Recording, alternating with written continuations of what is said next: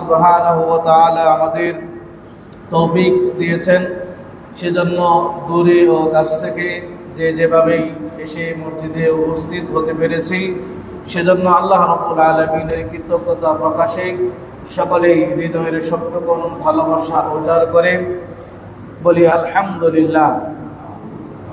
অতঃপর অজস্র দরুদ ও সালাম বর্ষিত হোক নবী মুহাম্মদ রাসূলুল্লাহ সাল্লাল্লাহু আলাইহি ওয়াসাল্লামের উপর, যার অক্লান্ত পরিশ্রমের মাধ্যমে মানব জাতির কল্যাণের জন্য পূর্ণাঙ্গ জীবন ব্যবস্থা, যে সমস্ত কাজের মাধ্যমে, যে সমস্ত পথ এবং মতের মাধ্যমে মানব জাতি হেদায়েত পাবে এবং জান্নাতের পথ সুগম হবে এবং জাহান্নাম থেকে সে বিরত থাকতে পারবে, সেই সমস্ত ভালো এবং মন্দের প্রত্যেকটা দিক নির্দেশনা দিয়েছেন সেই নবীর উপর বর্ষিত হোক অজস্র দরুদ ও সালাম।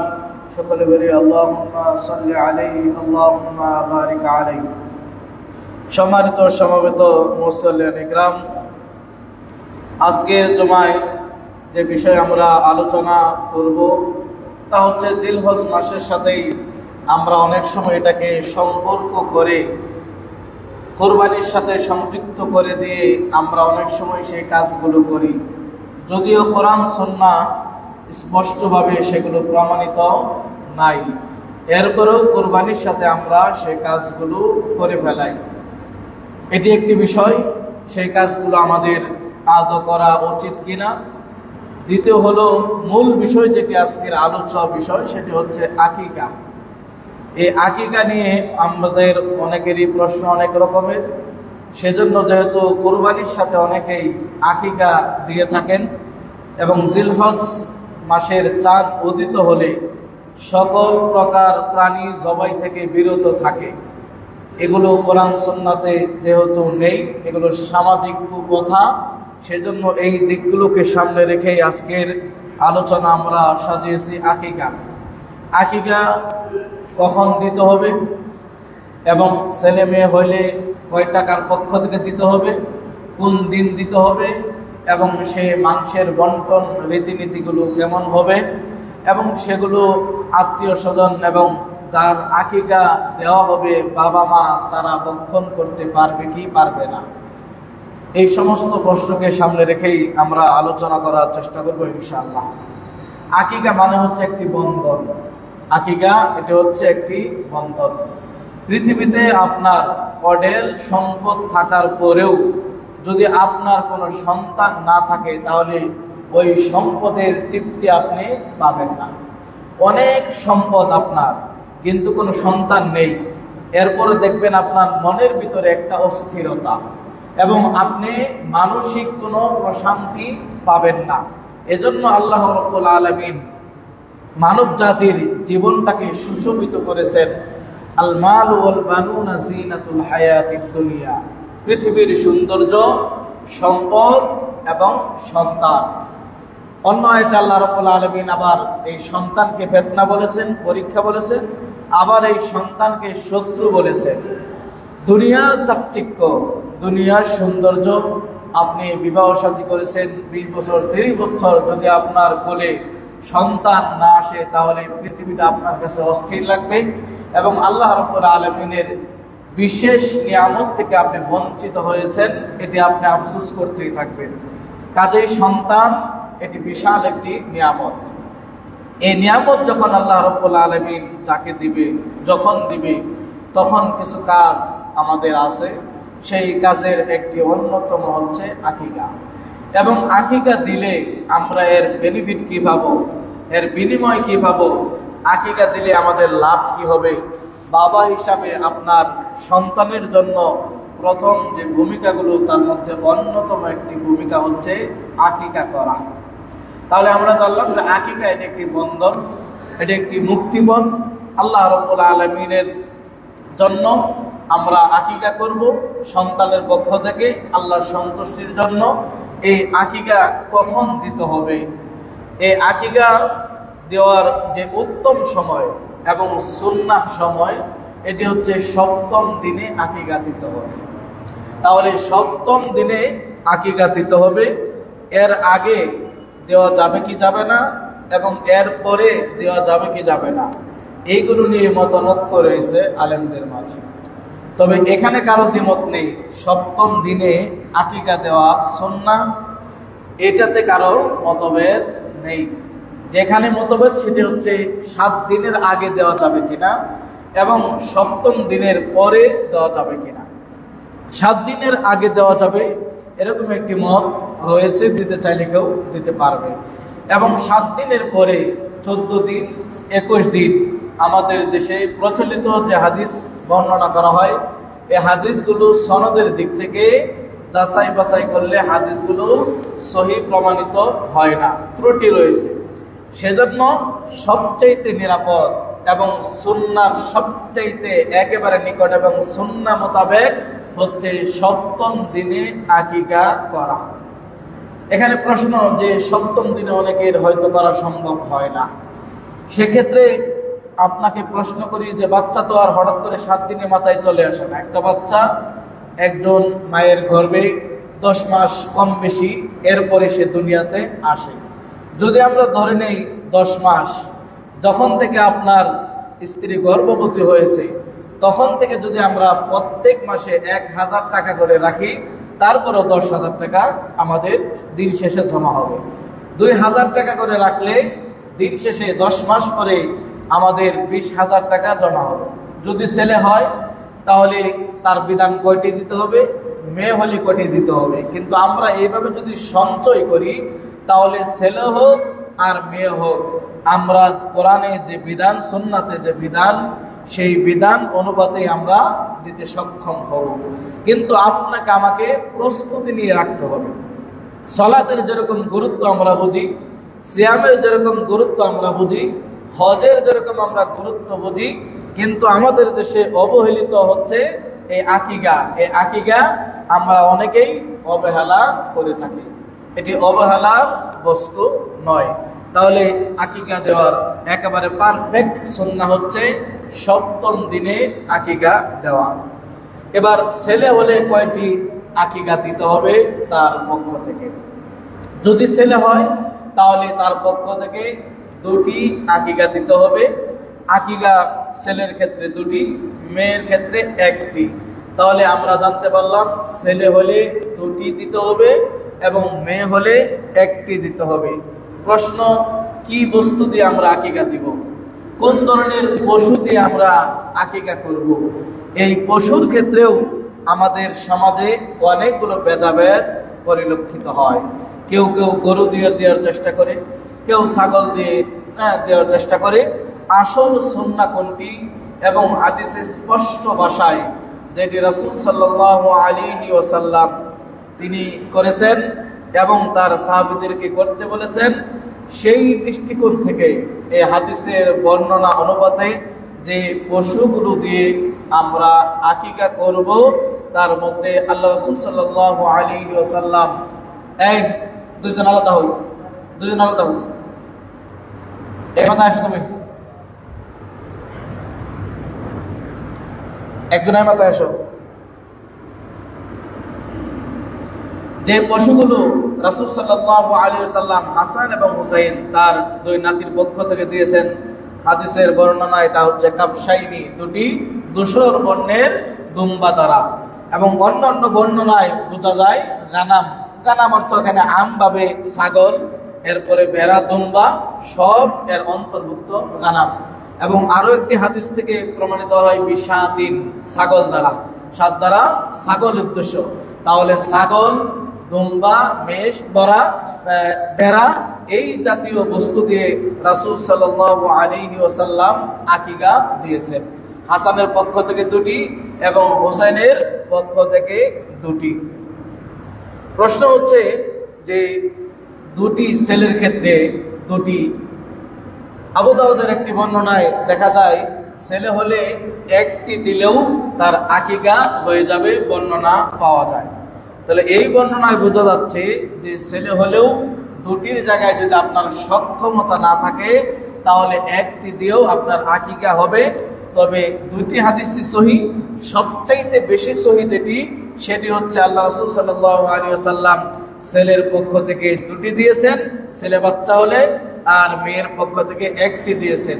যদি আপনার অর্থের একেবারে অপারগ হন, অর্থ দিতে আপনি সক্ষম না, দুটি দেওয়া আপনার পক্ষে কোনোভাবেই সম্ভব না ছেলের ক্ষেত্রে, তাহলে অর্থের অভাবে আপনি চাইলে একটি দিলেও আকিকা আদায় হয়ে যাবে ইনশাআল্লাহ। তবে দুটি দেওয়া হচ্ছে একেবারে সুন্নাহ এবং নিরাপদ হচ্ছে দুটি দেওয়া। এই আকিকার ক্ষেত্রে মাংসের বন্টন কেমন হবে তার আগে আরো একটু আমরা বলে নেই এই ছাগলের প্রকারগুলো কেমন হবে। সেগুলো ছাগি এবং খাসি আমরা যেটি বলি, পাঠি এবং খাসি যে আমরা যে ভাষাগুলো ব্যবহার করি চেনার জন্য সহজেই, ছেলে হোক মেয়ে হোক, ছেলে হলে দুটি, সেটি খাসি হতে পারে ছাগি হতে পারে, এর ভিতরে কোনো তারতম্য নেই সওয়াবের। মেয়ে হলেও সেটি ছাগল ছাগি দিয়ে আপনি দিতে পারেন অথবা খাসি দিয়ে দিতে পারেন, কোনো সমস্যা নেই। যেটি আমাদের লক্ষণীয় সেটি হচ্ছে যে ছেলে হলে আপনি যে দুটি খাসি বা ছাগি দিবেন সেক্ষেত্রে দুটির ভিতরে সমতা রক্ষা করতে হবে।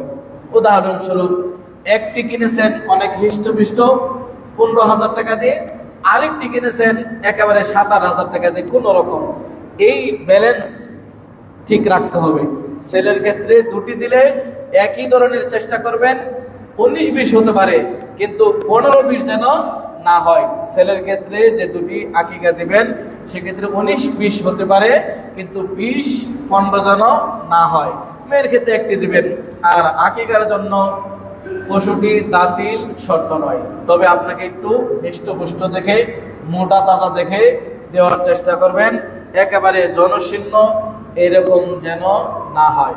তাহলে আকিকার ধরন আমরা জানতে পারলাম। এবার আসুন আকিকার গোশত কিভাবে বন্টন করবেন একেবারে সহজ মনে রাখার জন্য, সেটি হচ্ছে আকিকার গোশতের বন্টন কুরবানির মতো। কুরবানির গোশত যেরকম নিজেরা খান, আত্মীয় স্বজনকে দেন এবং অসহায় দরিদ্র তাদের মাঝে বন্টন করেন, অনুরূপভাবে এই আকিকার গোশত কুরবানির মতোই বন্টন করবেন। নিজে খাবেন, আত্মীয় স্বজনকে দিবেন এবং ফকির মিসকিন তাদেরকে দেওয়ার চেষ্টা করবেন। তাহলে আকিকার মাংস গোশত নিজে খাওয়া যাবে, আত্মীয় স্বজনকে দিতে হবে, ফকির মিসকিন তাদেরকেও দিতে হবে। এবার আসুন এই বাচ্চা যখন জন্মগ্রহণ করলো, 7ম দিন যখন আসলো, এই 7ম দিনে আপনার কি কি কাজ? 7ম দিনে আপনার যে কাজ তার মধ্যে হচ্ছে আকিকা করা এবং তার সুন্দর নামকরণ করা এবং ওই বাচ্চাটির মাথা মুন্ডন করা। আল্লাহ রাসূল সাল্লাল্লাহু আলাইহি ওয়াসাল্লাম বলেছেন যে তোমরা তার পক্ষ থেকে কি করো? রক্ত প্রবাহিত করো এবং তার যে কষ্টদায়ক বস্তুগুলো আছে সেগুলো পরিষ্কার পরিচ্ছন্ন করো, অর্থাৎ মাথার চুলগুলো চেঁচে দাও। তাহলে 7ম দিনে 4টি কাজ: আকিকা করা, তার পক্ষ থেকে পশু জবাই করা, দ্বিতীয় হচ্ছে সুন্দর নামকরণ করা, তৃতীয় হচ্ছে তার মাথা মুন্ডন করা, চতুর্থ হচ্ছে যে মাথা মুন্ডনের পরে যে চুল হবে এই চুলগুলো মেপে সদকা হিসাবে রূপ্য দিয়ে সেই সমপরিমাণ সদকা দান করা। এই 4টি কাজ হচ্ছে 7ম দিনে। চুলগুলো মেপে আপনি হয়তো কতটুকু আর হবে, ছোট বাচ্চার মাথা চুল যে পরিমাণ হয় সে সমপরিমাণ রূপ্য দিয়ে আপনি সদকা করার চেষ্টা করবেন। এই কাজ হচ্ছে 7ম দিনের কাজ। আমরা অনেকে আকিকার ক্ষেত্রে 7ম দিনে আকিকা দেওয়ারটা খেয়াল রাখি, মাথা মুন্ডনের ক্ষেত্রেও খেয়াল রাখি, কিন্তু যেখানে আমরা অমনোযোগী এবং অবহেলা করি সেটি হচ্ছে সুন্দর নাম চয়নের ক্ষেত্রে। এই জায়গায় আমরা একটা অবহেলা করি। এজন্য আকিকার সাথে সাথে আপনাকে সচেতন হতে হবে যে আপনার ছেলের নামকরণটাও যেন সুন্দর একটি নামকরণ হয়। আপনার ছেলে এবং মেয়ে যেটি হবে তার নাম যেন কোরআন সুন্নাহ মোতাবেক হয় এবং অর্থবোধক হয়। আমাদের দেশে এখন এমন এমন নাম রাখে যেগুলোর কোনো অর্থ খুঁজে পাওয়া যায় না। মা বাবার প্রথম অক্ষরের সাথে মিল রেখে নাম রাখতে হবে, এটি কোনো শরীয়তের বিধান নয়। নামের ক্ষেত্রে যেটি আমাদের লক্ষণীয়, কোন নামগুলো আল্লাহর কাছে সবচাইতে প্রিয়?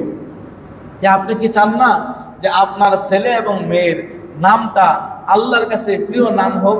প্রিয় নাম ধরে আল্লাহর কাছে যেটি পছন্দ সেই নাম ধরে আপনি আপনার সন্তানকে দিনে কতবার ডাকেন, সেই নামগুলো আল্লাহর কাছে পছন্দনীয় নাম হোক। আল্লাহর কাছে সবচাইতে পছন্দনীয় নাম হচ্ছে আব্দুল্লাহ, এরপর হচ্ছে আব্দুর রহমান। তাহলে আব্দুল্লাহ, আব্দুর রহমান। আমাদের একজন শিক্ষক ছিলেন মদিনা ইউনিভার্সিটিতে পড়াশোনা করে, ওনার প্রায় 5টা ছেলে, সবগুলোর ছেলের নাম হচ্ছে আব্দুল্লাহ। এখন বলবেন পার্থক্য করবে কি করে? আব্দুল্লাহ লাবিব, আব্দুল্লাহ হাবিব, আব্দুল্লাহ অমুক, এইভাবে সবগুলো আব্দুল্লাহর সাথে আরেকটি যোগ করেছে, যেমন আব্দুল্লাহ লাবিব, আব্দুল্লাহ হাবিব, 5টা ছেলের নামে আব্দুল্লাহ দিয়ে আরেকটি নাম যোগ করেছে। আমাদের ক্ষেত্রে, নামের ক্ষেত্রে আমরা আমাদের দেশে যেটা করি যে বাপ মার সাথে নাম রাখতে গিয়ে বাবা মার নামের কোনো অর্থ নাই, ছেলে মেয়েরা এমন এক নাম রাখছে যার কোনো অর্থ নাই। বাতাস খাতুন, অমুক তমুক, আকাশ বাতাস, সাগর নদী গাছপালা, হ্যাঁ, এমন এমন নাম রাখে হিন্দুদের নামের সাথে একেবারে উজ্জ্বল, হ্যাঁ, ইত্যাদি ইত্যাদি যে নামগুলো। এই জন্য নামের ক্ষেত্রেও আমাদের উচিত সুন্দর নামগুলো চয়ন করা, যে নামগুলো আল্লাহ রাব্বুল আলামিনের কাছে প্রিয়। কত নবীদের নাম কোরআনে এসেছে, প্রায় 25 জন নবীর নাম। এরপরে আরো অন্যান্য কত সুন্দর সাহাবীদের নাম আছে, এবং বড় বড় মুহাদ্দিস যারা ইসলামের বড় বড় স্কলার, তারা অবদান রেখেছে, তাদের নাম অনুসরণ করে আপনার ছেলের নাম রাখুন। কিন্তু এই জায়গায় আপনার ছেলে, আমাদের ছেলেদের আমরা নাম রাখে কি বড় বড় গ্যাংস্টার, বড় বড় সিঙ্গার, বড় বড় খেলোয়াড়, এদের নাম। তাহলে আপনি ছেলেকে যেটি দিচ্ছেন শুরুতে, সেটি হচ্ছে নামের ক্ষেত্রে অনিসলামিক নাম। নামের ক্ষেত্রে এমন এমন নাম দিচ্ছেন যেগুলো নাম কোরআন ও সুন্নাতে এর কোনো অস্তিত্ব নেই, এবং ভালো কোনো অর্থবোধক নাম না। তাহলে সপ্তম দিনে আপনার ছেলের জন্য আপনি বাবা হিসেবে প্রথম বিপদ ডেকে আনলেন তার নাম চয়নের ক্ষেত্রে। এজন্য আমাদের উচিত হবে সুন্দর অর্থসহ নামকরণ করা। তাহলে সপ্তম দিনের কাজ আকিকা করা, সুন্দর নাম চয়ন করা, মাথা মুন্ডন করা, এবং সেই সমপরিমাণ চুল দিয়ে রূপা দিয়ে সদকা আদায় করা। যদি কোনো বাচ্চা সিজারের মাধ্যমে এখন বেশি হয়, সেই বাচ্চার যদি চুল নেড়া করতে গিয়ে বাচ্চার ঠান্ডা লেগে যায় এবং ডাক্তারের পরামর্শ থাকে, তাহলে বিষয়টা ভিন্ন। যেমন ছেলে হয়েছে, মেয়ে হয়েছে, আল্লাহ না করুক আইসিইউ তো আছে 20 দিন 25 দিন, যে সপ্তম দিনে তো তার মাথা নেড়া করা সম্ভব না। যদি এমনটি হয় যে আপনি কোনোভাবেই সপ্তম দিনে তার মাথা নেড়ে করে সম্ভব না, তাহলে এটি বাদ দিয়ে অন্য বাকি কাজগুলো আপনি করার চেষ্টা করবেন ইনশাআল্লাহ। আল্লাহ আমাদের তৌফিক দান করুন, আমিন। আসুন, এই আকিকার বিধান কি? এটি ওয়াজিব না ফরজ না সুন্নাহ? এই আকিকার হুকুম দুটি বর্ণনা পাওয়া যায়। একটি বর্ণনায় বোঝা যায় ওয়াজিব অর্থাৎ আবশ্যক, আরেকটি হচ্ছে সুন্নতে মুআক্কাদা। তবে সুন্নতে মুআক্কাদা এই মতটাই হচ্ছে বেশি প্রসিদ্ধ এবং সহিহ দিক থেকে। কাজেই আকিকা দেওয়া এটি সুন্নতে মুআক্কাদা অর্থাৎ গুরুত্বপূর্ণ একটি সুন্নাহ, সুন্নাহ এবং সেটা তাগিদপূর্ণ সুন্নাহ। অতএব এটাকে অবহেলা করা উচিত নয়। যখন আপনার সন্তান সন্ততি গর্ভে আসবে 9 মাস 10 মাস, এইভাবে আপনি পূর্ব প্রস্তুতি যদি নেন, আপনার বাড়ি করার জন্য, আপনার গাড়ি করার জন্য, আপনার মিল ইন্ডাস্ট্রিজ করার জন্য, ব্যবসা বাণিজ্য ভালো করার জন্য যেরকম পূর্ব প্রস্তুতি গ্রহণ করি, এরকম যদি আকিকার ক্ষেত্রেও আমরা পূর্ব প্রস্তুতি গ্রহণ করি, তাহলে সপ্তম দিনে আকিকা করা আমাদের সম্ভব। জরুরতের কারণে আগে পরে যে হাদিস রয়েছে আমরা বলছি যে সপ্তম দিনের পরে যে কোনো দিন আপনি আকিকা দিতে পারবেন। যে বর্ণনা 14 এবং 21, এই বর্ণনা সহি নয় সনদের দিক থেকে। কাজেই আপনি সপ্তম দিনে কোনো কারণে দিতে পারেন নাই, বা আমাদের দেশে এটাকে অবহেলা করা হতো, কিন্তু এখন কিছুটা গুরুত্ব দিচ্ছে। কিন্তু এমনও আছে যারা জানতোই না আকিকা দিতে হয় কি হয় না, বা এমন অভাব ছিল আকিকা দূরের কথা, নিজেই খাদ্য পায় না কিন্তু বাচ্চা কাচ্চা হইতে 4টি 5টি এরকম। এখন আপনি কোনোভাবে জানতে পেরেছেন যে আপনার বাবা মা আপনার পক্ষ থেকে আকিকা দেয়নি, এখন আপনার বয়স 60-70 মনে করেন, কিন্তু আপনার বাবা মা আপনারটা দেননি, আপনি দিতে পারবেন কিনা? অবশ্যই আপনি দিতে পারবেন। আর আকিকা এটি বাবা মার উপর অর্পিত একটি দায়িত্ব, বাবার উপর বিশেষ করে দায়িত্ব। বাবা যদি দিতে না পারে, তার পক্ষ থেকে, তার দাদা কোন আত্মীয় স্বজন যদি তার পক্ষ থেকে আদায় করে দেয়, আকিকা ইনশাআল্লাহ হয়ে যাবে। যদি কেউ জানতে পারেন যে আপনার আকিকা দেওয়া হয়নি, আপনি এখন চাইলে দিতে পারবেন। গোস্তের বন্টন নীতি আপনি নিজে খাবেন। সপ্তম দিনে তো আর খাওয়া সম্ভব না, সপ্তম দিনে একটা বাচ্চা আকিকা খেতে পারে না, কিন্তু আপনি এখন বড় হয়েছেন, আপনার নিজের আকিকা নিজে খেতে পারবেন, কোনো সমস্যা নেই ইনশাআল্লাহ। প্রশ্ন হচ্ছে গরু দিয়ে আকিকা দেওয়া যাবে কি যাবে না, এ বিষয়েও মতানৈক্য দেখা যায়। একটি বর্ণনায়, আনাস বিন মালিকের একটি বর্ণনায় বোঝা যায় যে গরু দিয়ে আকিকা দেওয়া যাবে, তবে বিশুদ্ধ মত এবং রাসূল সাল্লাল্লাহু আলাইহি ওয়াসাল্লামের জামানায় গরু ছিল, উট ছিল, এরপরে রাসূল সাল্লাল্লাহু আলাইহি ওয়াসাল্লাম আকিকাগুলো দিয়েছেন এবং হাদিসের বর্ণনাগুলো পাওয়া যায় সবগুলো হলো দুম্বা, কালো এবং সাদা ধূসর বর্ণের দুম্বা দ্বারা হৃষ্টপুষ্ট, এই ধরনের দুম্বা এবং ছাগল দ্বারা আকিকা দিয়েছেন। কাজেই আমরা সুন্নত মুতাবিক চলার চেষ্টা করব, তা হচ্ছে ছাগল, দুম্বা এগুলো দিয়ে আমরা আকিকা দেওয়ার চেষ্টা করবো ইনশাআল্লাহ। গরু দিয়ে আকিকা দেওয়ার দুটি মত পাওয়া যায়, একটি মতে বলা হচ্ছে যে হয়ে যাবে, তবে আকিকাতে অংশীদারিত্ব চলবে না। একটা গরুতে কুরবানির ক্ষেত্রে আপনি 7 জন সর্বোচ্চ ভাগীদার হতে পারেন। এখন প্রশ্ন হচ্ছে এক গরুতে 3টা ছেলের আকিকা একসাথে হবে কিনা, 7টা ছেলে মেয়ে আছে আপনার একসাথে হবে কিনা, এই প্রশ্নের উত্তর হচ্ছে যে না, আকিকাতে কোনো শরিকানা চলে না, আকিকাতে কোনো ভাগ চলে না। আপনি এককভাবে যদি একজনের জন্য দিতে চান তাহলে চলবে, তবে হাদিসগুলো বেশি বিশুদ্ধ এবং রাসূলের আমল থেকে প্রমাণিত, তা হচ্ছে দুম্বা এবং ছাগল, সেগুলো দিয়ে। আর গরুর ক্ষেত্রে আপনি চাইলে ছেলে হলে 2টি দিবেন, মেয়ে হলে 1টি দিবেন, সেটাও একটি ফতোয়া রয়েছে এবং হাদিস রয়েছে। আনাস বিন মালিক যার সন্তান ছিল প্রায় 120-এর উপরে, আল্লাহ রাসূল তার জন্য দোয়া করেছিলেন। রাসূলের খাদেম ছিল কয় বছর? 10 বছর। যে আল্লাহ তুমি তার মালে এবং সম্পদে, সন্তানে সম্পদে তুমি বারাকা দান করো। হয়তো রাসূলের দোয়ায় আল্লাহ রাব্বুল আলামিন তাকে এই বারাকা দান করেছিলেন। এখন তো আমাদের 2টি সন্তানের বেশি নয়, 1টি হলেই ভালো হয়, এখন এই স্লোগান চলছে আমাদের বাংলাদেশে। তাহলে গরু দিয়ে আকিকা দেওয়ার চাইতে সবচাইতে নিরাপদ দুম্বা, ছাগল দিয়ে। উট দিয়ে হবে কিনা, তাহলে উট এবং গরু দিয়ে যদি আপনি চান আদায় হয়ে যাবে, কিন্তু সুন্নাহ মোতাবেক হচ্ছে আপনার দুম্বা এবং ছাগল, ছাগলের ভিতরে সাগি এবং খাসি এর সওয়াবের ভিতরে কোনো তারতম্য নেই। এবার প্রশ্ন হচ্ছে কুরবানি ও আকিকা একসাথে দেওয়া যাবে কি যাবে না। এই প্রশ্নের উত্তরে কুরবানি একটি ভিন্ন ইবাদত, আকিকা অনুরূপ একটি ভিন্ন ইবাদত। আকিকা আপনি আপনার ছেলে ধরেন মুহররম মাসে হয়েছে, মুহররম মাসে 1 তারিখে হয়েছে, 7 তারিখে আপনি আকিকা দিবেন, কিন্তু আপনি বছরের যে কোনো মুহূর্তে কুরবানি দিতে পারবেন না। কুরবানির নির্ধারিত সময় আছে, জিলহজ মাসের 10ম তারিখে ঈদের সলাতের পরে। ঈদের সলাতটা গোটা বাংলাদেশের ঈদের সলাতের পরে এমন না, আপনি ঈদের সলাত আদায় করেছেন, আপনার এখন কুরবানি দেওয়া বৈধ। আমাদের দেশে যে প্রধান ঈদের জামাত, অমুক প্রধান মসজিদ, ওইখানে জামাত হয় নাই, আমরা আদায় করেছি কিন্তু এখনো কুরবানি দেওয়া যাবে না, এটা সস্তা ফতোয়া। ফতোয়া হচ্ছে আপনার এলাকায় ঈদের সালাত আপনি আদায় করেছেন, এরপরেই যে কাজ সেটা হচ্ছে আপনি কুরবানি করবেন। কোন এলাকায় সালাত 10টা 12টায় বললো সেটা আপনার দেখার বিষয় না, আপনি ঈদের সালাত আদায় করেছেন, আপনার জন্য এখন বৈধ কুরবানি করা। কুরবানি নির্ধারিত একটি সময়, নির্ধারিত পদ্ধতিতে, নির্ধারিত সময়ে, কিন্তু আকিকার কোনো নির্ধারিত সময়। আপনার বাচ্চা হবে 7ম দিনে, সেই দিন, এটা বছরে যে কোনো মুহূর্তে যে কেউ বাচ্চা প্রসব করতে পারে, কিন্তু আকিকা আর কুরবানি দুটি ভিন্ন বিষয়, সেজন্য আকিকার সাথে কুরবানি সংমিশ্রণ ঘটাবেন না।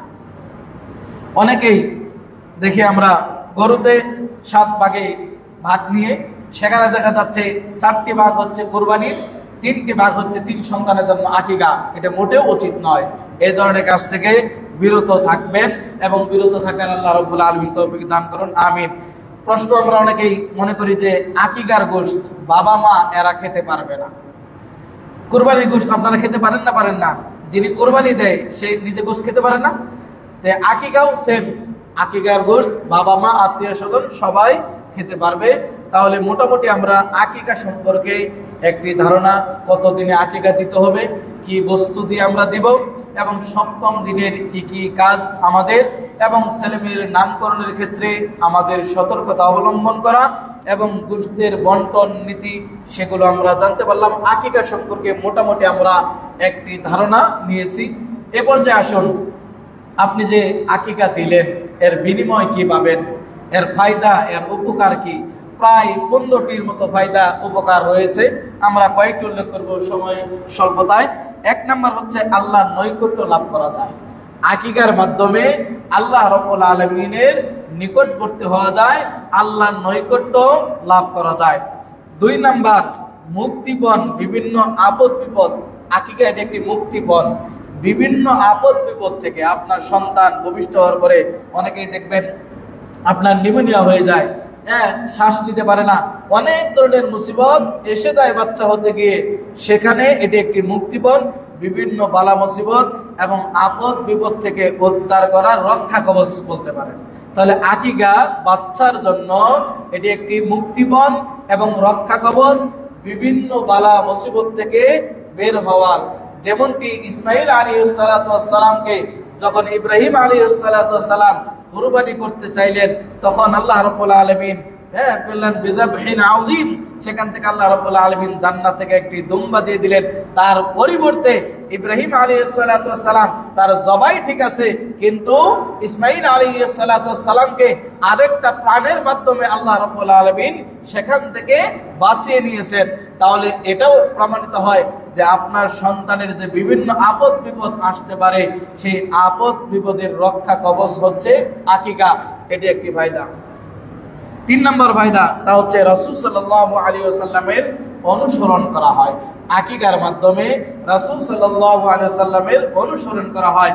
আর রাসূলের অনুসরণ যদি করেন, রাসূলকে যদি ভালোবাসতে পারেন, কোরআনের ভাষা আল্লাহ অসংখ্য জায়গায় প্রায় 42টি জায়গায় বলছে আতিউল্লাহ ওয়া আতিউর রাসূল, আল্লাহ এবং রাসূলের আনুগত্য করো। তাহলে আল্লাহ এবং রাসূলের আনুগত্য হলো। হাদিসে রাসূল বলছে যে আমাকে ভালোবাসবে সে জান্নাতে আমার সাথে থাকবে। কোরআনে আল্লাহ বলছে যদি তোমরা আল্লাহকে ভালোবাসতে চাও, আল্লাহর ভালোবাসা পেতে চাও, তাহলে ফাত্তাবিউনি, আমি মুহাম্মদ সাল্লাল্লাহু আলাইহি ওয়াসাল্লামের আনুগত্য করো, অনুসরণ করো, তাহলে আল্লাহ তোমাদের ভালোবাসবেন এবং তোমাদের গুনাহগুলোকে মিটিয়ে দিবেন। সুবহানাল্লাহ। 4 নম্বর আকিকার মাধ্যমে আপনার সন্তান হিসাবে সাব্যস্ত হয়। আকিকা দেওয়ার মাধ্যমে এটি যে আপনার সন্তান, এই সন্তানের পিতা যে আপনি, এটি আকিকার মাধ্যমেই সাব্যস্ত হয় যে এই সন্তানটি আপনার। কেন? আপনি বাবা হিসাবে তার হক আদায় করেছেন। তাহলে আকিকা দেওয়ার 4 নম্বর উপকারিতা যেটি পেয়েছি সেটি হচ্ছে আকিকার মাধ্যমে ছেলে এবং বাবার সম্পর্ক জোড়ালো হয়, ছেলের বাবা হিসাবে সাব্যস্ত হয়। কাজে আমাদের উচিত এই আকিকাগুলোকে গুরুত্ব দেওয়া। অনুরূপভাবে আকিকার মাধ্যমে 5 নম্বর যে উপকার পেতে পারি সেটি হচ্ছে আল্লাহ রাব্বুল আলামিনের শুকরিয়া আদায় করা। কারণ পৃথিবীতে যত সম্পদ হোক, কোটি কোটি টাকা সম্পদ, কিন্তু সন্তান না থাকলে আপনার ভিতরে যে মানসিক অস্থিরতা, মানসিক আত্মতৃপ্তি আপনি খুঁজে পাবেন না। আল্লাহ রাব্বুল আলামিন যাকে সন্তান দিয়েছেন, বিশাল নিয়ামত দিয়েছেন, সেই নিয়ামতের শুকরিয়া আদায় হয়। কোরআনের ভাষায় আল্লাহ বলেন লা ইন শাকারতুম লা আযীদান্নাকুম, যদি তোমরা আমার কৃতজ্ঞতা প্রকাশ করো তাহলে আমি বৃদ্ধি করে দেব। এখানে সন্তান বৃদ্ধি করে দিতে পারেন যদি শুকরিয়া আদায় করেন, আপনার সম্পদ বৃদ্ধি করতে পারেন যদি আল্লাহ রাব্বুল আলামিনের শুকরিয়া আদায় করেন, আপনার মালে, আপনার সময়ে, আপনার আমলে, আপনার ঈমানে, আপনার আখলাকে, সকল কিছুতেই আল্লাহ রাব্বুল আলামিন বারাকাত দিতে পারেন। অতএব আমরা বেশি বেশি শুকরিয়া আদায় করব। আর এই আকিকার মাধ্যমেই আরো একটি শুকরিয়া আদায়ের অন্যতম কাজে যাদের সন্তান আল্লাহ রাব্বুল আলামিন দিয়েছেন, আল্লাহ রাব্বুল আলামিনের রাস্তায় আমরা আকিকা দেওয়ার চেষ্টা করব। যাদের আল্লাহ রাব্বুল আলামিন সন্তান থেকে বঞ্চিত করেছেন, এখন পর্যন্ত সন্তান হয় না, আল্লাহ রাব্বুল আলামিন তাদের সন্তান দেন এবং তাদের ধৈর্য ধরা তৌফিক দান করুন, আমিন। এটির সাথে আরো একটি সম্পর্ক, সেটি হচ্ছে আমরা দেখি বাল্য অবস্থায় অনেক ছোট বাচ্চা মারা যায়। হয়তো কেউ পেটে মারা যায়, বা কেউ 2 মাস, 1 মাস, 7 দিন, 5 দিন, 6 দিন বেঁচে থাকে, এরপরে মারা যায়। আর একটি মাসালা আকিকার ছেড়ে গেছে, সেটা হচ্ছে বাচ্চা যদি মারা যায়, পেট থেকেই মারা যায়, সেটি 4 মাসের পূর্বে যদি হয়, 4 মাস আগে যদি পেট থেকে মারা হয়, তাহলে সেক্ষেত্রে আপনার তার জানাজা দাফন কাফন কর্তব্য নয়। যদি 4 মাস পরে হয়, অর্থাৎ তার রূহ আকার আকৃতি দিয়ে দিয়েছেন, এমন তো অবস্থায় যদি হয় 4 মাস পরে, তাহলে সে দাফন কাফন সবই পাবে।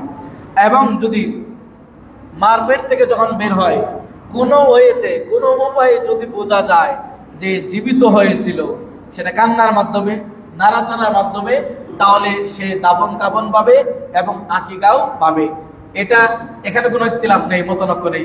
যেখানে মতনৈক্য সেটা হচ্ছে যদি বাচ্চা 10 মাসই পূর্ণ হয়েছে বা 9 মাস তার সময় হয়েছে, ডেলিভারি ডেটের আগের দিন বা সেদিনই হয়েছে, কিন্তু পেট থেকেই মৃত্যু হয়েছে, যদি এমনটি হয় সেক্ষেত্রেও আপনাকে আকিকা দিতে হবে। যেটি মনে রাখবেন, আকিকা ছেলে মেয়ে বেঁচে থাকার সাথে সম্পর্ক না, এটি হচ্ছে বাচ্চা হওয়ার সাথে সম্পর্ক। অতএব বাচ্চা আপনার হয়েছে, সেক্ষেত্রে আপনি আকিকা পাবে, নাম পাবে, দাফন কাফন পাবে, জানাজা পাবে। বুঝতে পেরেছেন? তাহলে এটি হচ্ছে বাচ্চা হওয়ার সাথে সম্পর্ক। 7 দিন বেঁচে থাকলো কি থাকলো না, 5 দিনের দিন মারা গেলে আপনি আকিকা দিবেন না, বা হয়েছে জীবিত 2 মিনিট 3 মিনিট পরে আবার মারা গেছে, তাহলে এটা হওয়ার সাথে সম্পর্ক। সে 7 দিন বেঁচে থাক আর 70 বছর বেঁচে থাক, এটার সাথে সম্পর্ক না, বাচ্চা হওয়ার সাথে সম্পর্ক। এবার আসুন, এই বাল্য অবস্থায় যে বাচ্চাগুলো মারা যায় তাদের জন্য যারা বাবা মার যে কষ্ট, এবং সেখানে ধৈর্য ধরাও অনেক কষ্ট, তাদের কি বিনিময় রয়েছে? যে বাচ্চাগুলো পৃথিবীতে আসার আগেই মারা গেছে, যে বাবা মার হাজারো স্বপ্ন ছিল যে সন্তান ঘর আলোকিত করবে, বুক প্রচার করে আসবে এবং সকলে আনন্দিত হবে, এই যে বাচ্চা হতে গিয়ে যদি মারা যায় বাল্য অবস্থায়, তার বাবা মার অবস্থাটা কেমন এবং সেই বাবা মা বিনিময় কিভাবে? হাদিসে বলছে আল্লাহ রাসূল সাল্লাল্লাহু আলাইহি ওয়াসাল্লাম, কোন এক মুসলিম ব্যক্তির যদি 3 জন সন্তান মারা যায়, সে কখনোই জাহান্নামে যাবে না। হাদিসটি মুসলিমের। কোন মুসলিম ব্যক্তির যদি একাধারে 3টি সন্তান মারা যায়, 3টা সন্তান মারা গেছে, সেটা একেবারে ধারাবাহিক হোক অথবা গেপ দিয়ে হোক, ধরেন আপনার 7টা সন্তান, 7টার মধ্যে 3টাই মারা গেছে, সেটা আগে পরে হোক, কোনো সমস্যা নেই। রাসূল যেটি বলেছেন যে কোনো মুসলিম ব্যক্তির যদি 3টি সন্তান মারা যায়, ওই ব্যক্তি কখনোই জাহান্নামে প্রবেশ করবে না। হাদিসে মুসলিমের। সুবহানাল্লাহ। তাহলে কিন্তু আপনাকে ধৈর্য ধারণ করতে হবে। যদিও ধৈর্য ধারণ করা অনেক কঠিন, কিন্তু আপনি যদি ধৈর্য ধারণ করতে পারেন, আল্লাহর কাছে সওয়াবের উদ্দেশ্য ধরে ধৈর্য ধারণ করতে পারেন, বিলাপ হাই হতাশ না করে, তাহলে আমি ধৈর্য ধরলাম, আল্লাহর মাল আল্লাহ নিয়ে গেছে, এরকম যদি বলতে পারেন, তাহলে 3টি সন্তান মারা গেলে ওই ব্যক্তি কখনোই জাহান্নামে যাবে না। যারা সন্তান হারিয়েছেন তাদের জন্য এটি একটি সুসংবাদ। দ্বিতীয় আরেকটি হাদিস আবু হুরায়রা বর্ণিত, আল্লাহ রাসূল সাল্লাল্লাহু আলাইহি ওয়াসাল্লাম আনসারী মহিলাদেরকে লক্ষ্য করে তিনি বললেন, আর আনসার হচ্ছে তারা যারা মক্কা থেকে হিজরত করে মদিনায় এসেছিল, যাদের কোনো খাদ্য ছিল না, যাদের থাকার কোনো বাসস্থান ছিল না এবং যাদের কোনো স্ত্রী ছিল না, এই মদিনার এরা খাদ্য দিলেন, থাকার ব্যবস্থা দিলেন, এবং যাদের 3টা স্ত্রী ছিল 2টাকে তালাক দিয়ে তাদের সাথে বিবাহ ব্যবস্থা করে দিয়েছেন, কারণ সেখানে অনেক যুবক আছে, তাদের স্ত্রীর প্রয়োজন। কারো 2টি স্ত্রী ছিল, একটাকে তালাক দিয়েছে এবং এইভাবে বলেছে, তোমার যেটি পছন্দ হয়, আমার পছন্দ না, এই 2টিতে তোমার যেটি পছন্দ হয় সেটাকে তালাক দিয়ে দিব। কি ভ্রাতৃত্ব বন্ধন! এরা হলো আনসার, এরা হলো মদিনার আনসার। সেই মদিনা আনসার মহিলাদের মাঝে রাসূল সাল্লাল্লাহু আলাইহি ওয়াসাল্লাম এইভাবে বললেন, যদি কোনো মহিলার কি হয় 3টি সন্তান মারা যায়, তাহলে সে ব্যক্তি জান্নাতে প্রবেশ করবে। তখন ওই আনসারী মহিলা, বুদ্ধিমাত্রা এক মহিলা, আল্লাহ রাসূলকে প্রশ্ন করেন, আল্লাহ রাসূল, যদি কারো 2টি মারা যায়? আল্লাহ রাসূল বললেন, 2টি মারা গেলেও জান্নাতে যাবে। সুবহানাল্লাহ। তাহলে 2টি মারা গেল জান্নাতে যাবে, 1টি মারা গেল জান্নাতে যাবে, 3টি মারা গেলেও জান্নাতে যাবে। আল্লাহ রাসূল সাল্লাল্লাহু আলাইহি ওয়াসাল্লাম সেই বর্ণনা বলেছেন। অনুরূপভাবে একজন ব্যক্তির ছোট একটি বাচ্চা মারা গিয়েছিল, সে কোনোভাবেই ধৈর্য ধারণ করতে পারছিল না। এরপরে আবু হুরায়রা রাদিয়াল্লাহু আনহু কাছে গেলেন যে, আমাকে বলো যে আমি আমার এই বাচ্চা মারা গেছে, আমি তো কোনোভাবেই ধৈর্য ধারণ করতে পারছি না, তুমি রাসূল থেকে কোনো বর্ণনা বা রাসূল থেকে কোনো ধরনের কোনো সংবাদ আছে কিনা, যেটা শুনে আমি ধৈর্য ধারণ করতে পারি। আবু হুরায়রা রাদিয়াল্লাহু আনহু তিনি বললেন যে সন্তানগুলো ছোট অবস্থায় মারা যায়, এরা জান্নাতের কর্মচারী হবে। এরা কি জান্নাতের কর্মচারী হবে এবং বাপের সাথে সেই দিন তাদের সাক্ষাৎ হবে, বাপের সাথে সেদিন সাক্ষাৎ হবে। আরো একটি হাদিস, তাদের ছোটবেলায় এই বাচ্চাগুলো মারা যায়, প্রাপ্তবয়স্ক হওয়ার পূর্বেই যে বাচ্চাগুলো মারা যায়, যদি আপনি ধৈর্য ধারণ করতে পারেন সওয়াবের উদ্দেশ্যে, তাহলে হাদিসটি বুখারী এবং মুসলিমের, যে সেই দিন কিয়ামতের দিন ওই ছোট ছোট বাচ্চারা বাবার সাথে দেখা হবে এবং বাবার পিছন দিক থেকে কাপড় টেনে ধরবে এবং বলবে, তোমাকে জান্নাতে না যাওয়া পর্যন্ত আমি জান্নাতে যাব না। সুবহানাল্লাহ। এক্ষেত্রে আমাদের উচিত ওই যে উত্তম ধৈর্য ধারণ করতে হবে। দুনিয়ার সব যদি রাত ঢেলে দেন যে শুধু আল্লাহ আমার সন্তানকে দেখে, শুধু আমারই পরীক্ষা দেয়, এই ধরনের কোনো কথাবার্তা বলা যাবে না। আল্লাহর মাল আল্লাহ নিয়েছে, আল্লাহ আবার যখন চাইবেন তখন দিবেন, আলহামদুলিল্লাহ আল্লাহ হয়তো এর থেকে উত্তম দিবেন। এইভাবে যদি আপনি ধৈর্য ধারণ করতে পারেন, তবে এই হাদিসের সুসংবাদ আপনি পাবেন। সেদিন আপনার এই মৃত সন্তানগুলো যারা বাল্য অবস্থায় মারা গেছে, তারা সেদিন আপনার পিছন দিক থেকে কাপড় টেনে ধরে আপনাকে একেবারে জান্নাত পর্যন্ত নিয়ে যাবে। সুবহানাল্লাহ। অনুরূপভাবে হাদিসে কুদসি, আবু মুসা আল-আশআরী তিনি বলেন, আল্লাহ রাসূল সাল্লাল্লাহু আলাইহি ওয়াসাল্লাম বলেন, আল্লাহ রাব্বুল আলামিন বলেছেন, হাদিসে কুদসি যে আল্লাহ রাব্বুল আলামিন বলেছেন, যখন আল্লাহ রাব্বুল আলামিন ফেরেশতাদেরকে বলে, তুমি আমার অমুক বান্দার ছোট্ট বাচ্চা তাকে জান কবজ করেছো? ফেরেশতারা বলে হ্যাঁ। এরপরে আল্লাহ রাব্বুল আলামিন বলেন, তার বুকের ধন তুমি কেড়ে নিয়েছো? ফেরেশতারা বলে উত্তরে হ্যাঁ, কেড়ে নিয়েছি। এরপরে আল্লাহ রাব্বুল আলামিন জিজ্ঞাসা করেন, ওই বান্দার অবস্থা কি ছিল, অর্থাৎ বাবা মার অবস্থাটা কি ছিল তখন, যখন তার এই সন্তানের তুমি মৃত্যু ঘটালে, এবং তার বুকের ধন তুমি যখন কেড়ে নিলে তখন তার বাবা মার অবস্থা কি ছিল? তখন ফেরেশতারা বলছে যে আল্লাহ, তোমার ওই বান্দা, তোমার এই বাচ্চা তার বুকের ধন কেড়ে নেওয়ার পরে সে বলছে আলহামদুলিল্লাহ, সুবহানাল্লাহ, সে আল্লাহর প্রতি ধৈর্য ধারণ করেছে এবং এই বাক্যগুলো বলেছে আলহামদুলিল্লাহ, সুবহানাল্লাহ, এই শব্দগুলো বলেছে এবং বলেছে ইন্না লিল্লাহি ওয়া ইন্না ইলাইহি রাজিউন। এখান থেকে একটি মাসালা, যে কোনো মানুষ মারা গেলে আপনি খবর শুনলে আপনি বলবেন ইন্না লিল্লাহি ওয়া ইন্না ইলাইহি রাজিউন। যদি আপনার সন্তান মারা যায়, যদি আপনার বাল্য সন্তান মারা যায়, এক্ষেত্রে ভিন্ন। এক্ষেত্রে আগে বলবেন আলহামদুলিল্লাহ, এরপরে বলবেন ইন্না লিল্লাহি ওয়া ইন্না ইলাইহি রাজিউন। যার বাল্য সন্তান মারা যাবে আগে বলবেন আলহামদুলিল্লাহ, এই হাদিসের দৃষ্টিকোণ থেকে ধৈর্য ধরবেন এবং বলবেন আলহামদুলিল্লাহ, এরপরে বলবেন ইন্না লিল্লাহি ওয়া ইন্না ইলাইহি রাজিউন। যদি এমনটি করতে পারেন, আল্লাহ রাব্বুল আলামিন তখন বলবেন, ওই বাবার জন্য, ওই ধৈর্যশীল বাবা মার জন্য জান্নাতে একটি ঘর নির্মাণ করো, যে ঘরের নাম হবে বাইতুল হামদ। মানে মসজিদের নাম থাকে না বাইতুল হামদ? আল্লাহ রাব্বুল আলামিন ওই বাবা মার জন্য বাল্য অবস্থায় যারা মারা যাবে এবং সে ধৈর্য ধরে বলবে আলহামদুলিল্লাহ, এরপরে বলবে ইন্না লিল্লাহি ওয়া ইন্না ইলাইহি রাজিউন, এরপরে আল্লাহ তুমি আমার মুসিবত দিয়েছো, এই মুসিবত তুমি আমার উঠিয়ে নাও, আমার আরো সন্তান দান করবে, আমি ধৈর্য ধারণ করলাম। যদি এমনটি হয় তাহলে আল্লাহ রাব্বুল আলামিন ওই ব্যক্তির জন্য জান্নাতে ঘর নির্মাণ করবেন, সেই ঘরের নাম হবে বাইতুল হামদ। তাহলে আমাদের যাদের সন্তান চলে গেছে তাদের কি করতে হবে? ধৈর্য ধারণ করতে হবে। ধৈর্য ধারণ করলে আমরা এই হাদিসের দৃষ্টিকোণ থেকে বাইতুল হামদ নামক একটি ঘর আমাদের জন্য জান্নাতে নির্মাণ করা হবে, যদি এই সমস্ত বাবারা, এই সমস্ত মায়েরা তারা ধৈর্য ধারণ করতে পারেন। অনুরূপভাবে কোন ব্যক্তি যদি কোনো বালা মুসিবতে অর্পিত হয়, যেমন ছোট বাচ্চা মারা গেছে, সে এখন বালা মুসিবতে, তার টেনশন, তার চিন্তা, এই মুহূর্তে যদি যে কোনো ধরনের বালা মুসিবত কোনো ব্যক্তি, কোনো মুসলিম কোনো বালা মুসিবতে পারে, আপনি যদি তাকে সৎ উপদেশ দেন, ধৈর্য ধরার উপদেশ দেন, তার পাশে গিয়ে দাঁড়ান, তাকে একটা বুঝ দেন এবং ধৈর্যের উপদেশ দেন, তাহলে কিয়ামতের দিন আল্লাহ সুবহানাহু ওয়া তাআলা আপনাকে সম্মানের একটি পোশাক পরিধান করাবেন। সুবহানাল্লাহ। পাশের বাড়ি বাচ্চা মারা গেছে, অনেকে আমরা খুশি হই, বলেছিলাম এরকম করার জন্য, এই যে আল্লাহ বিচার করছে, অমুকে এই করে সেই করে, সেজন্য তার বাচ্চা কেড়ে নিয়েছে, এটা মোটেও উচিত নয় এই ধরনের মন্তব্য করা। বরং তার পাশে গিয়ে দাঁড়ানো, যে কান্নাকাটির কোনো প্রয়োজন নেই, স্বামী স্ত্রী দুইজনে বেঁচে আছো, আল্লাহ চাইলে এই গাছ থেকে আবার এর চাইতে সুন্দর ফল দিতে পারে, আমরা তোমার পাশে আছি, আমাদের বাচ্চারা আছে, তাদেরকে বলে নাও, আল্লাহ এর চাইতে সুন্দর দিবেন। এবং আল্লাহ ভাষাও শিখিয়ে দিয়েছেন, রব্বানা হাব লানা মিন আজওয়াজিনা ওয়া যুররিয়াতিনা কুররাতা আয়ুন ওয়াজআলনা লিল মুত্তাকিনা ইমামা। এইভাবে যদি আপনি তাকে এই ধৈর্যের উপদেশ দিতে পারেন, তাহলে আপনার জন্য কিয়ামতের দিন আল্লাহ রাব্বুল আলামিন সম্মানের একটি পোশাক পরিয়ে দিবেন। সুবহানাল্লাহ। কয়জন আমরা উপদেশ দেই ধৈর্য ধারণের? আর এখন যে জামানা, উপদেশ দিতে গেলে উল্টা আপনার উপর আরো 100, উল্টা আপনাকে উল্টা বুঝবে। এই হলো আমাদের অবস্থা। আমাদের উচিত সেই দিকে লক্ষ্য রেখে আমরা একে অপরে উপদেশ দিব।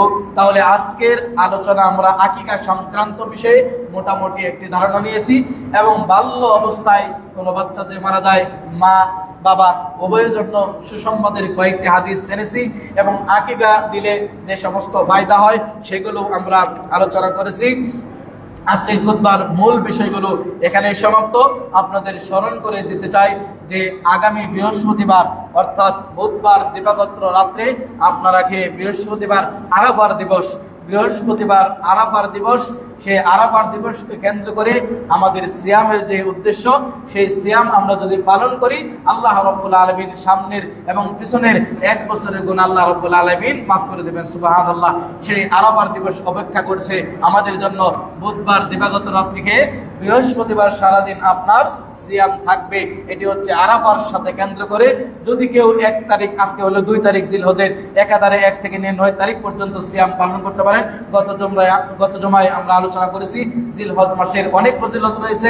এইখানে যত সালাত, যত সিয়াম, যত দান সদকা এবং তাকবীর, আল্লাহু আকবার, আল্লাহু আকবার, লা ইলাহা ইল্লাল্লাহ, আল্লাহু আকবার, আল্লাহু আকবার, ওয়ালিল্লাহিল হামদ। এই তাকবীর এখন থেকে সাত ওঠার পর থেকে এই 10 দিন এবং 12 দিন, একেবারে ঈদের শেষ দিন যে পর্যন্ত কুরবানি করা যায় সেই পর্যন্ত, অর্থাৎ 13 তারিখের সূর্যাস্তর আগ পর্যন্ত এই তাকবীরগুলো সালাতের আগে পরে রাস্তাঘাটে, স্কুল, কলেজ, ইউনিভার্সিটি, রাস্তাঘাটে 4 আড্ডায় বসে একে অপরকে আমরা জোরে জোরে স্মরণ করে দিতে পারি। পুরুষরা জোরে জোরে বলবে, মা বোনেরা তারা আস্তে আস্তে পাঠ করবে। রান্নার সময়, যে কোনো সময় আপনারা এই তাকবীরগুলো পাঠ করার চেষ্টা করবেন। তাহলে আরাফার সিয়াম আল্লাহ রাব্বুল আলামিন যেন আমাদের প্রত্যেককে রাখার তৌফিক দান করে।